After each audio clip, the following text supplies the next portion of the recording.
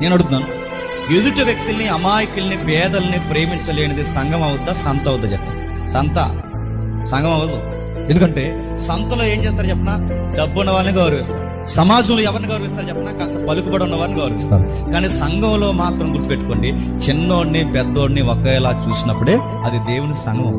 అది దేవుడు ప్రేమించే సంఘం. అంటే తెల్ల సొక్కా వేసుకుని వచ్చిన ఒకలాగా, నలిగిపోయిన సొక్కా వేసుకున్న ఒకలా చూస్తే అది సంఘం, అది ఆటో యూనియన్ అవుతుంది. గుర్తుపెట్టు.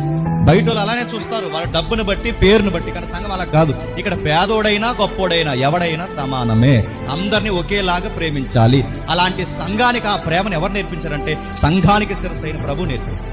కుష్టి వ్యాధుల దగ్గరికి పోయి ఆ దారి వెంబడి నడుస్తున్నప్పుడు ఊరు పట్టించుకోలేదు, వాళ్ళ తాలూకు పట్టించుకోలేదు, ఎవ్వరు పట్టించుకోకుండా ఊరికి వెలుపల కుష్ఠరోగులు దోసేస్తే ఆ కుష్ఠరోగులు పోతున్న ప్రభు అయిన యేసుక్రీస్తుని చూసి, దావీదు కుమారుడు మమ్మల్ని కరుణించవయ్య అంటే వాళ్ళ చేతులు పట్టుకుని ఇలా అన్నాడు, మీరు సుత్తులగుట నాకు ఇష్టం, ఐ లవ్ యూ అన్నాడు ఆయన.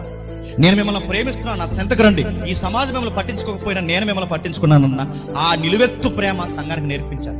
రాను ఏమైంది తెలుసా, జనాభా పెరిగారు. రాను జనాభా పెరిగితే వీళ్ళకి పేర్లు, వంశాలు ఇవన్నీ ఎక్కువైపోయి చివరికి విధవరా